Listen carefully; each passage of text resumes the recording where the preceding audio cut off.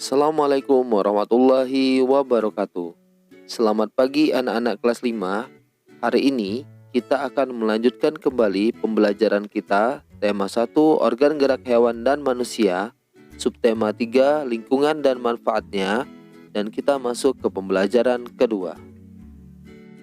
Sebelum memulai pembelajaran, alangkah baiknya jika kalian berdoa terlebih dahulu agar apa yang Bapak terangkan hari ini dan jelaskan dapat kalian cerna dan dapat kalian pahami dengan sebaik-baiknya. Baiklah anak-anak, pada pembelajaran sebelumnya kita sudah mengetahui bagaimana proses pembuatan gerabah dari Pulau Madura. Tangan-tangan dan kaki para pengrajin gerabah begitu cekatan dan terampil membentuk tanah liat menjadi gerabah-gerabah yang bernilai seni tinggi. Dari situ dapat kamu lihat betapa rangka dan otot, khususnya pada tangan dan kaki, mampu berfungsi dengan baik. Namun seperti organ tubuh lainnya, rangka juga dapat mengalami penyakit atau kelainan. Penyakit atau kelainan pada rangka dapat mengubah bentuk kerangka. Apa saja penyakit atau kelainan yang dapat menyerang rangka tubuh kita? Untuk mengetahuinya, simak penjelasan berikut ini. Baiklah anak-anak, berikut ini penyakit atau kelainan pada rangka manusia. Yang pertama adalah fraktura atau patah tulang. Merupakan kelainan pada tulang akibat kecelakaan, baik kendaraan bermotor atau jatuh. Penyakit ini dibedakan menjadi dua, yaitu fraktura yang tertutup atau patah tulang yang tidak sampai merobek kulit atau otot, dan fraktura yang terbuka atau patah tulang yang merobek atau menembus kulit atau otot. Yang kedua, osteoporosis. Kelainan pada tulang yang disebabkan karena adanya pengeroposan tulang. Hal ini karena tubuh sudah tidak mampu lagi menyerap dan menggunakan kalsium secara normal. Pengobatan osteoporosis dapat dilakukan dengan meningkatkan kepadatan tulang. Salah satu caranya dengan mengonsumsi makanan yang mengandung kalsium dan vitamin D. Yang ketiga, fisura atau retak tulang. Kelainan tulang yang menimbulkan keretakan pada tulang akibat kecelakaan.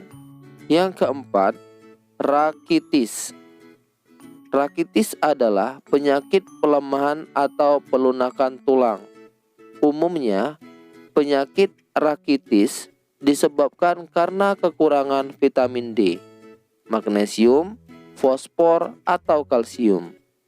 Ciri-ciri penyakit rakitis adalah kaki membengkok sehingga menyerupai huruf X atau O. Pencegahan dapat dilakukan dengan mengonsumsi makanan yang banyak mengandung vitamin D dan tulang terpapar sinar matahari pagi.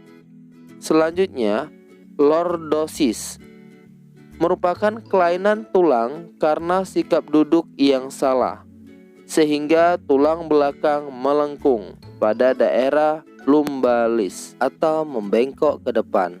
Hal ini akan mengakibatkan posisi kepala tertarik ke belakang. Selanjutnya, skoliosis merupakan kelainan tulang karena sikap duduk yang salah, sehingga tulang belakang melengkung ke arah samping.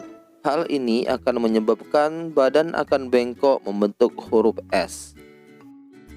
Selanjutnya, kifosis merupakan kelainan tulang karena sikap duduk membungkuk sehingga tulang belakang membengkok ke belakang. Baiklah anak-anak, demikian tadi beberapa penyakit atau kelainan yang dapat menyerang rangka tubuh. Ternyata dari beberapa kelainan tadi ada yang disebabkan karena kesalahan posisi duduk. Masih ingat apa saja? Ada lordosis, kifosis, dan skoliosis. Jadi kalian harus benar-benar memperhatikan posisi duduk kalian. duduklah pada posisi yang benar dan sehat. Nah, untuk mengetahui bagaimana posisi duduk yang benar dan sehat, mari kita baca bacaan berikut ini. Posisi dan sikap duduk yang benar dan sehat.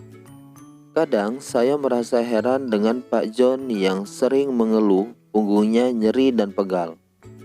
Padahal setahu saya, Pak John tidak pernah bekerja berat. Jabatan di kantornya pun cukup tinggi. Sebagai manajer pemasaran, Pak John sering menghabiskan waktu kerjanya dengan duduk. Kalimat utama pada paragraf pertama terdapat pada kalimat pertama, sehingga ide pokoknya adalah Pak John yang sering mengeluh punggungnya nyeri dan pegal.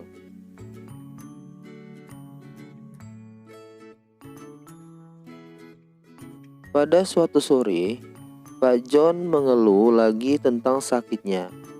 Bu Katrin, kenapa ya punggung saya sering pegal dan nyeri? Setiap kali duduk di kursi, saya merasa tidak nyaman.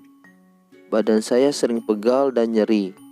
Tidak hanya di punggung saja, namun juga di bahu dan leher. Apa mungkin karena posisi duduk saya yang tidak benar ya? Kata Pak John. Keluhan ini sebenarnya juga banyak dialami oleh para eksekutif dan pekerja kantoran. Kalimat utama pada paragraf kedua terdapat pada kalimat pertama, sehingga ide pokoknya pada suatu sore Pak John mengeluh lagi tentang sakitnya.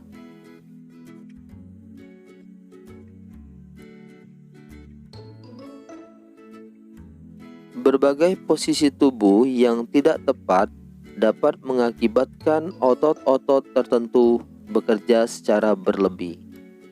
Misalnya saat duduk, menulis, bekerja di depan komputer dengan posisi duduk yang tidak tepat, kebiasaan menelpon dengan menjepit telepon di antara kuping dan bahu.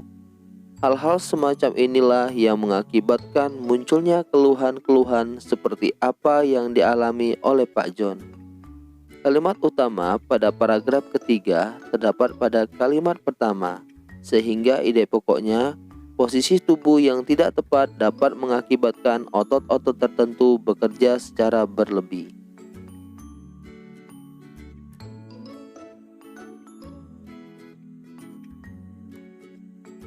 Tulang punggung merupakan bagian tubuh yang memiliki peranan besar dalam menjaga kestabilan tubuh. Tidak dapat dipungkiri bahwa sebagian aktivitas sehari-hari kita dilakukan dengan posisi duduk, sehingga sangatlah penting untuk mengetahui posisi duduk yang benar untuk menjaga kesehatan tulang punggung kita. Kalimat utama pada paragraf keempat terdapat pada kalimat pertama, sehingga ide pokoknya adalah tulang punggung memiliki peran besar dalam menjaga kestabilan tubuh.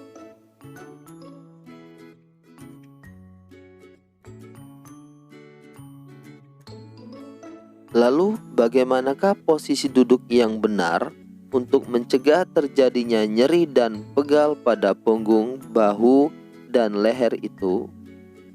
Posisi dan sikap duduk yang benar itu adalah posisi dan sikap duduk yang ergonomis. Pada saat duduk, usahakan posisi kepala berada segaris dengan tubuh dan menghadap ke depan. Bahu rileks dengan lengan berada pada kedua sisi tubuh. Siku menempel pada tubuh dan menekuk membentuk sudut 90-120 derajat. Punggung harus ditopang secara penuh dengan penopang pada saat tegak, atas sedikit bersandar. Posisi paha dan panggul ditopang oleh dudukan kursi dan sejajar dengan lantai. Sedangkan lutut setinggi panggul membentuk sudut 90 derajat. Kalimat utama pada paragraf kelima terdapat pada kalimat pertama. Sehingga ide pokoknya adalah posisi duduk yang benar untuk mencegah terjadinya nyeri dan pegal pada punggung, bahu, dan leher.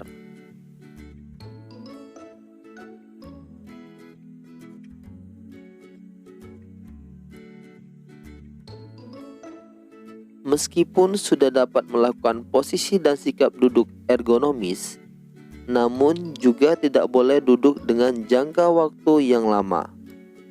Oleh karena itu, seringlah beranjak atau sekedar mengubah posisi. Jika diperlukan, lakukan gerakan peregangan agar otot-otot kembali lemas dan tidak terjadi kekakuan. Kalimat utama pada paragraf ke-6 terdapat pada kalimat pertama, sehingga ide pokoknya, meskipun sudah melakukan posisi dan sikap duduk ergonomis, namun tidak boleh duduk dengan jangka waktu yang lama.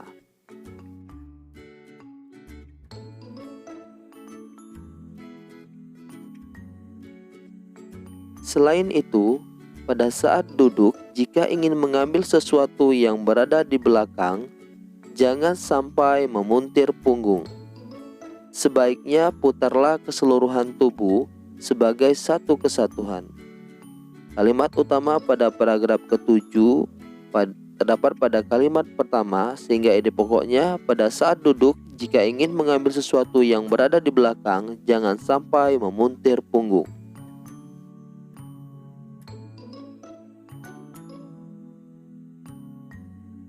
Memenuhi kebutuhan cairan tubuh juga dapat menjaga kesehatan tubuh. Meskipun kebutuhan cairan tiap orang berbeda-beda, namun paling tidak kita minum minimal 6 gelas sehari. Hal ini berfungsi untuk menjaga kelembapan otot dan tulang, sehingga dapat dengan rileks melakukan fungsinya. Kalimat utama pada paragraf ke-8 terdapat pada kalimat pertama, sehingga ide pokoknya memenuhi kebutuhan cairan tubuh juga dapat menjaga kesehatan tulang kita.